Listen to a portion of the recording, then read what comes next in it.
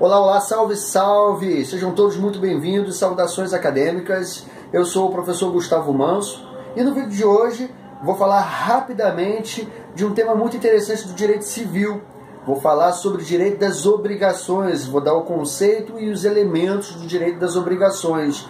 Videozinho bem simplesinho, bate-papo bem tranquilo, que é a proposta desse canal mesmo. Se é só uma maneira da gente recordar alguns conceitos de direito civil, direito processual civil, né, e alguns outros temas que eu pretendo futuramente abordar e convidar inclusive alguns colegas para a gente debater aqui no canal. Bom, então hoje eu vou falar rapidamente, de uma forma tranquila, sobre direito das obrigações. Vou falar de uma forma bem simples sobre o conceito do direito das obrigações, o que são o direito das obrigações no ordenamento jurídico brasileiro, no direito civil especialmente. Bom, primeiramente que nós temos que entender que direito das obrigações, né, é uma relação jurídica dentro do direito civil, pautada no direito civil, né, que tem a sua fundamentação nos artigos lá do Código Civil Brasileiro, mas é uma relação jurídica de caráter transitório. Olha lá, muito legal isso. É sempre bom a gente observar que o direito das obrigações ela tem caráter transitório. O direito real, por exemplo, ele tem caráter perpétuo. Né? No direito real, por exemplo, a relação que a pessoa tem com a propriedade ela é perpétua. Então, a propriedade estando devidamente registrada em nome de uma pessoa, ela só pode ser transmitida ou pela compra e venda, né? Ou pelo inventário após a morte. Se não for feito inventário, a propriedade continua gravada ali em nome da pessoa que já faleceu.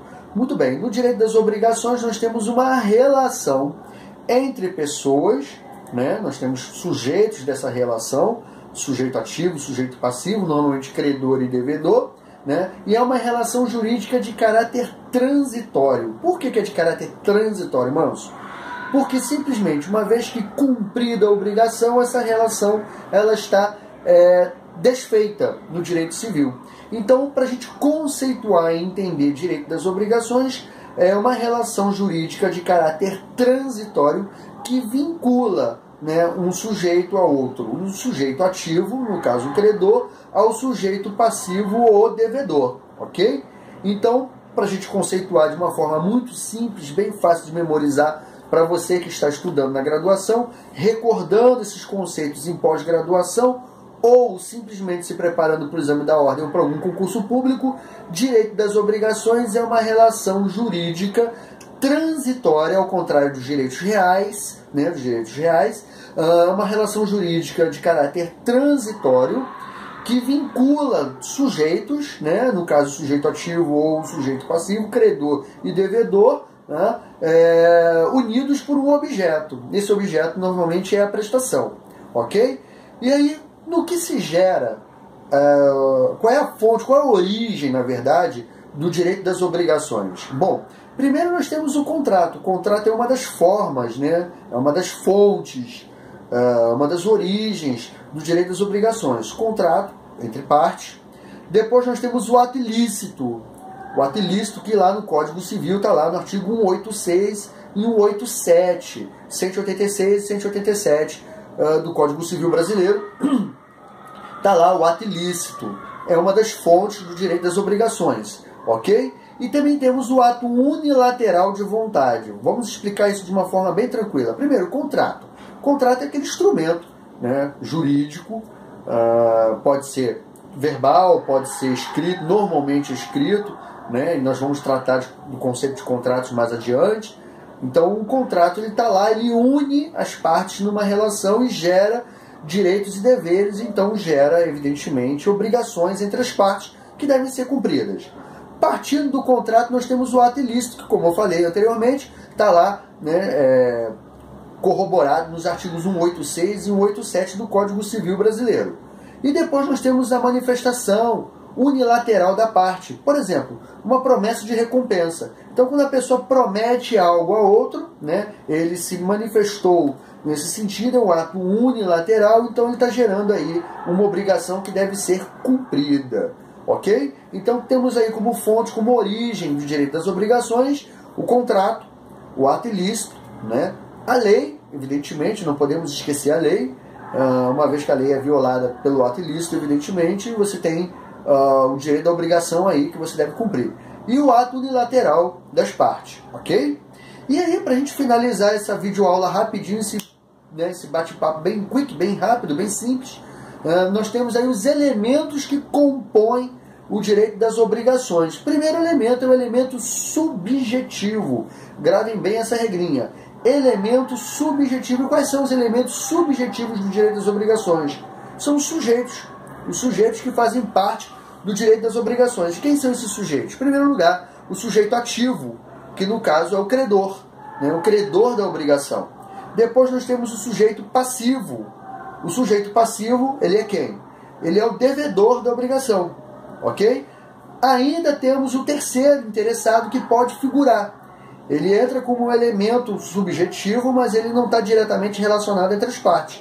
Ele pode vir interessado, ele pode vir representando alguém nessa obrigação. Vamos imaginar que, por exemplo, nós temos o sujeito terceiro interessado e temos o terceiro desinteressado. Terceiro interessado é aquele que, por exemplo, se manifesta, né, numa dívida, por exemplo, a cobrar alguém porque tem interesse naquele objeto também. Né? E o terceiro desinteressado é aquele que entra nessa relação para ajudar uma das partes e não tem, evidentemente, nenhum interesse no objeto. Vamos imaginar o pai ou a mãe que paga a dívida do seu filho, né, apenas por amor, apenas para vê-lo longe desse encargo financeiro, monetário, de pagar a dívida a alguém. Ok? Então esse seria o terceiro desinteressado. E nós temos também o nunciante. O que é o nunciante? É alguém que vem ali representar uma pessoa, um mensageiro, um office boy, qualquer pessoa que venha em nome de outra pessoa levar alguma declaração ou cobrar alguma coisa em nome do terceiro, em nome do sujeito ativo no caso, ok? Então esses são os elementos subjetivos da relação no direito das obrigações, na relação entre as partes. Nós temos o sujeito ativo, né, no caso o credor, sujeito passivo, o devedor, terceiro, que pode ser interessado ou desinteressado, e o nunciante também, ok? E aí nós temos depois elemento objetivo. Falamos do subjetivo, agora vamos tratar do elemento objetivo. Qual é o elemento objetivo do direito das obrigações? É a prestação, é o objeto, né? O objeto que une essas partes, né, numa obrigação, num rol de direitos e deveres gerados, como eu falei anteriormente, por contrato, por ato ilícito ou por manifestação unilateral da vontade, mas sempre obedecendo os critérios da lei, ok? E aí nós temos como elemento objetivo, nós temos o objeto, realmente, do direito das obrigações, do direito obrigacional, e a prestação. A prestação, eu vou gravar um vídeo daqui a pouco sobre isso, né? Nós temos inúmeros tipos de prestações, né? E cada uma, evidentemente, é compatível com o tipo de obrigações que existem nesse direito. Obrigação de fazer, obrigação de não fazer, obrigação de dar coisa certa, obrigação de dar coisa incerta, enfim. É um universo de possibilidades que esse instituto muito interessante traz para nós. Então nós temos o elemento objetivo, o objeto, né, e a prestação propriamente dita. E depois nós temos o vínculo jurídico. O que é o vínculo jurídico? O vínculo jurídico é o liame legal, né, que une as partes. Né? Então o vínculo jurídico é a lei. Né? São os institutos legais que vinculam a parte, que vinculam os sujeitos dessa relação obrigacional. Ok? Então, só para a gente recordar, rapidamente, né? Direito das obrigações, relação jurídica de caráter transitório, não é como direito real, né? Como direitos reais, que pode ser perpétuo, né? Normalmente se a gente estiver tratando de propriedade.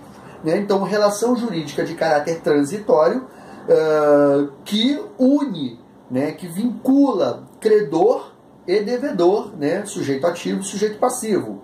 Ele é gerado por contrato, lei, ato ilícito, 186 e 187 do Código Civil, e finalmente ato unilateral. E aí, como temos os elementos, né, os elementos de direitos e obrigações, para a gente recordar aqui rapidamente, elemento subjetivo, sujeito ativo, sujeito passivo, anunciante, e terceiro, interessado ou desinteressado.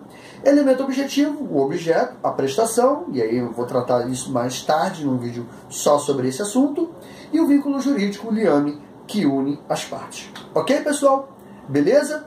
10 minutinhos de vídeo, muito bacana, 10:05, 10:06 agora, bem rapidinho, só para a gente manter esse tema aquecido em nossas mentes. Você que está estudando na graduação, você que está se preparando para o exame da OAB, revendo para concurso público ou fazendo pós-graduação em Direito Civil. Tá legal? Espero ter ajudado a todos de algum modo, ok? Sou Gustavo Manso, vou ficando por aqui, um grande abraço para todos, saudações acadêmicas. Bye, bye, tchau, tchau.